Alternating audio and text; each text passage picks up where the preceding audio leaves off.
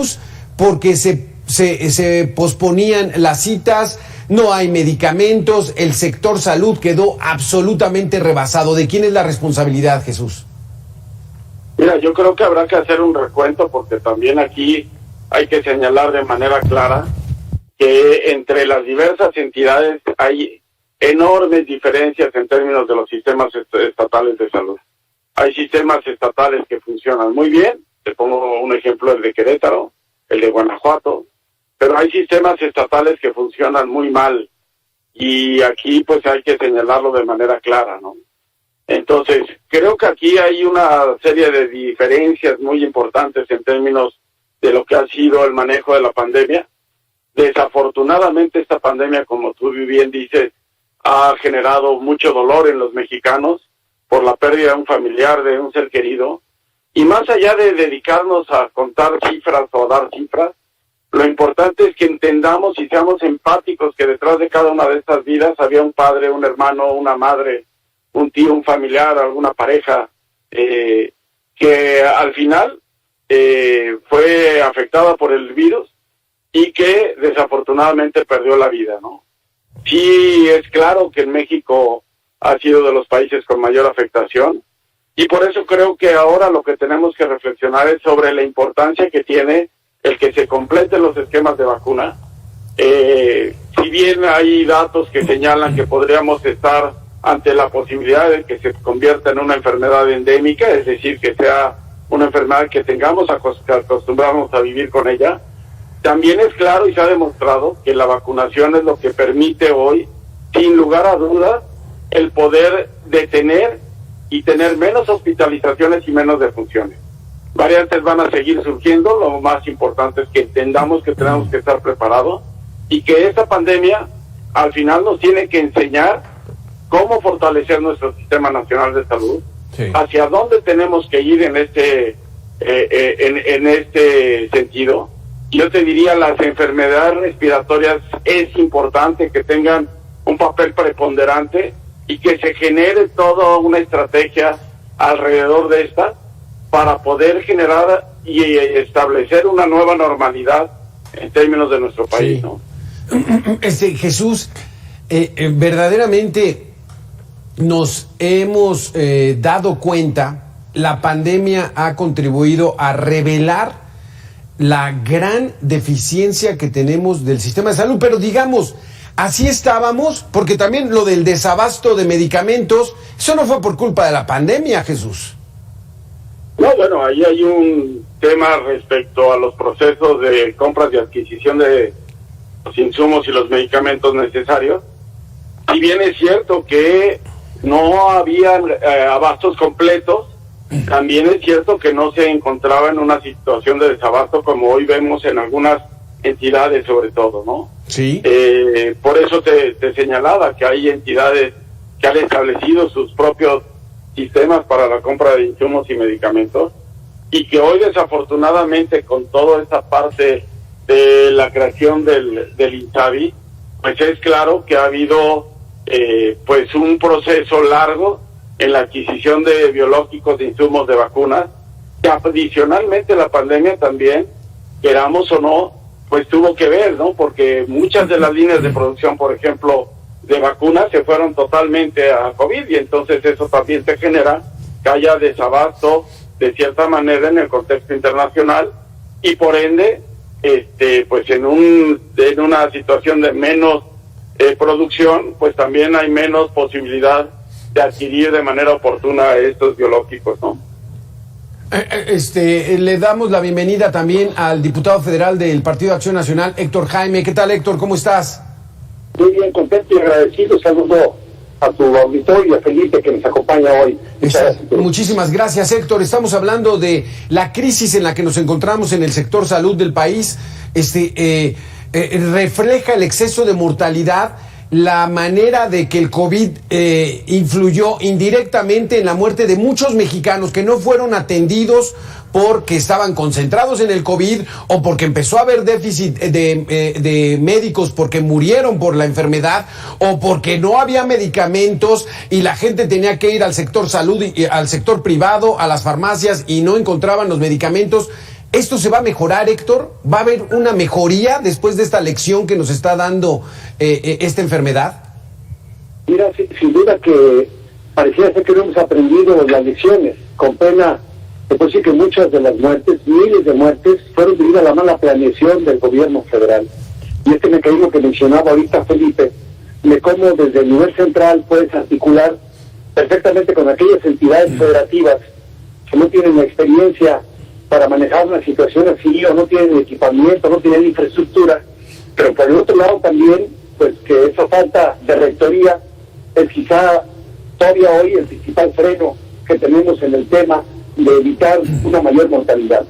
Si tú dijeras a estas alturas del partido, hay algo que está matando a muchos mexicanos, no sabemos qué es, no sabemos cómo se previene, no hay ningún remedio, pero como ya lo mencionó nuestro presidente de la Nación de Salud Pública, queda claro que sabemos qué es, cuál es el virus, hasta qué variante es, sabemos que hay que vacunar, pero cuando todavía hoy, a 2 años de distancia casi de que se nombrara la pandemia, esto que ocurrió en nuestro país, hay más de 35 millones de vacunas sin aplicar.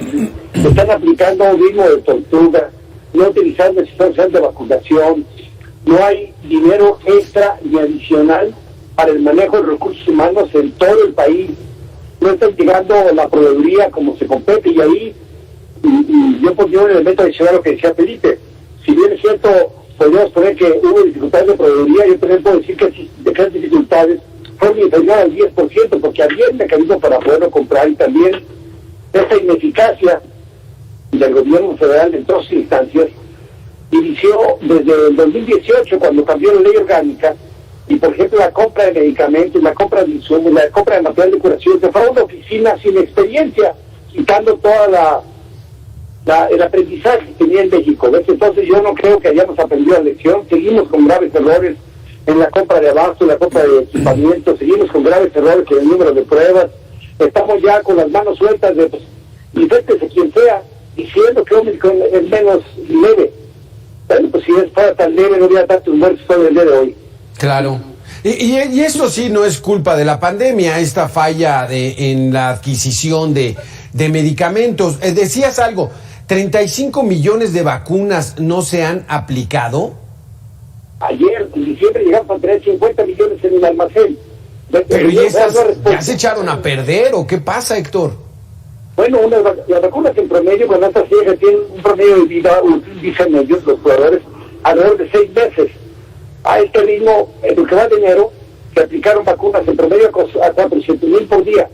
Ahorita ya no han llegado más vacunas. Lo que está ocurriendo, están empezando a sacar las vacunas que tenían almacenadas. Eso es negligencia criminal. Cuando tú tienes, como se tuvo en diciembre, 50 millones de vacunas sin utilizarse, siguiendo utilizando estas tortugas de la nación, no correcaminos, sino tortugas de la nación, pues muchos mexicanos que debían haber recibido, entre ellos profesionales de la salud, la dosis de refuerzo que desde el año pasado estaba aprobada y que se ha recibido a cuentagotas, pues también está causando que muchos de los compañeros, compañeras, pues se encuentren incapacitados porque les dio COVID otra vez, hubo COVID de recidiva.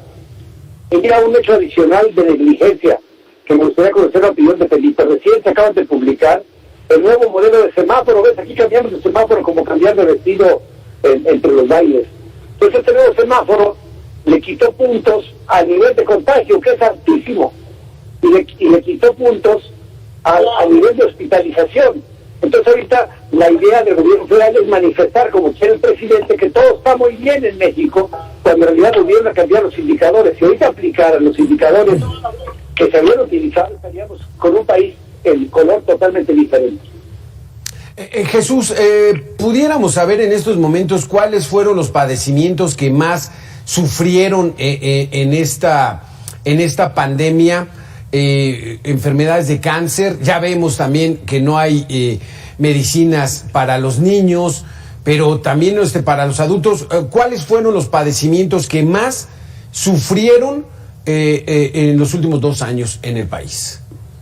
Pues es claro que las enfermedades crónicas no transmisibles, sobre todo hipertensión arterial, diabetes mellitus, primero porque también son pacientes que tienen que estar en control, y con toda esa parte de la pandemia pues se tuvo que disminuir el tema de lo que sería la atención de ellos, muchos de ellos dejaron de recibir sus medicamentos y por ende pues también sus padecimientos están en descontrol. Pero sí me gustaría comentar que al final el hecho de que se tenga con el esquema completo de vacuna no evita ante esta nueva variante de Omicron el hecho de contagios, ¿no? Y eso es claro que lo hemos visto, y entre ellos el personal de salud pues es claro que también tuvo afectación, ya sea también por estar más en contacto con pacientes, pero también porque al final nos comportamos como integrantes de una sociedad. Entonces es claro que esta pandemia, pues todavía hay que hacer un recuento de las lecciones aprendidas, y con ellas tenemos que aprender a convivir y tenemos que poner y sentar las bases para generar un gran acuerdo, un consenso nacional alrededor del sistema de salud en México, ¿no? Eso lo lograremos, Héctor Jaime, diputado federal, el que después de esto verdaderamente venga un parteaguas, venga un punto de quiebre y mejoremos el sistema de salud, o no se vislumbra por ahí, porque el exceso de mortalidad que está reportando el INEGI dice que en los 2 años de pandemia 650,000 mexicanos murieron, no como los 300,000, 300 y cachito que nos informa la Secretaría de Salud diariamente. ¿Esto se va a mejorar? Mira, es una pregunta harto interesante, creo que hasta nos da motivo para otra segunda ronda en otro programa. Sabemos que el tiempo está limitado, pero déjame te digo que es imposible que vaya a haber un cambio de tiro, porque una cosa es la crisis de la pandemia, que vino a evidenciar las fallas que ya tenía el sistema público de salud, y la otra es una falla ideológica del sistema de salud con la cuarta transformación, digo yo, porque ahora está muy lejos de tener claridad hacia dónde quieren ir. Cuando hablamos de exceso de mortalidad, voy a dar un ejemplo. El número de muertos en exceso por gente que muere de la delincuencia organizada, bueno, pues si hay muchos más muertos que antes, tú sabes la cantidad que tú has reportado aquí del número de fallecimientos por este tipo de delincuencia organizada, bueno, pues mientras siga la política de abrazos y no balazos, seguirá habiendo exceso de mortalidad. La reconversión hospitalaria, seguirá habiendo exceso de mortalidad. O sea, muchos infartos del corazón fallecieron sin haber llegado siquiera, muchos pacientes, sin haber llegado a los hospitales, como bien dice Felipe. Si un hospital nomás lo hicieron para, aquí solamente COVID, pues todos aquellos padecimientos de cáncer, aunque hubiera medicamento hospitalario, pues nunca llegaron al hospital, porque el hospital estaba reconvertido por COVID de manera plena. Segundo, el tema de organización, y tercero, el tema de financiamiento. Por 4 años consecutivos el gobierno federal le ha dedicado menos dinero a la salud. Pues no tiene claro, más que ideológicamente queremos ir hacia la salud nórdica, pero no hay ningún documento, ni en el Plan Nacional de Desarrollo, ni en el Plan Sectorial de Salud, ni en el presupuesto de la Federación, que marque algún tipo de cambio. Y ahí yo creo que la atención primaria de la salud, de la cual Felipe es un experto, podría hablar un poco más. Estamos muy lejanos de tener esa visión programática, presupuestal y funcional. Entonces, en la salud no se debería de escatimar, ¿verdad? Mira, no solamente no vamos a escatimar, sino desperdiciar lo que se tiene. Sí. Te voy a dar un ejemplo. Cuando ahorita ya en este presupuesto 2022 se le dio 10,000 millones de pesos más a IMSS Bienestar, dejando a muchos servicios estatales sin la cobertura necesaria para que contraten, decía Felipe, bueno, el Omicron ha habido mucho más. Bueno, y lo que le puedo decir a Felipe es que la cantidad de contratos de personal adicional o de recontratación de los que ya estaban en el sistema de salud no se ha hecho, que fueron despedidos en diciembre y nadie ha sido contratado. Entonces, personal infectado y con muy poco personal y sin contratos ahora, pues es más complejo el tema, no solamente de que se escatime, porque México evidentemente necesita más del doble de lo que se le asigna a la salud y no hay espacio fiscal, eso lo podríamos saber, pero la planificación, mira, si estuviera Felipe de secretario de Salud Federal, otra cosa fuera, pero hoy tenemos a un contador, antropólogo de Mezquite, dijéramos, al frente de 80 millones de mexicanos. Es muy complicado porque no saben salud. Ahora el director del ISSSTE dice que se atiende con homeopatía, el presidente de la Comisión de Salud de Morena nos tronando anginas en los oídos, como le enseñó su abuelita. Pues con ese sistema de salud y con este tipo de dirigentes sería muy complicado. Ah, qué situación tan complicada. Muchísimas gracias, Héctor Jaime, diputado del PAN, y Jesús Felipe González Roldán, presidente de la Sociedad Mexicana de Salud Pública. Muchísimas gracias por estar con nosotros. Muchas gracias, un abrazo. Gracias. Sigamos cuidándonos. Sí, hay que seguirnos cuidando. Gracias.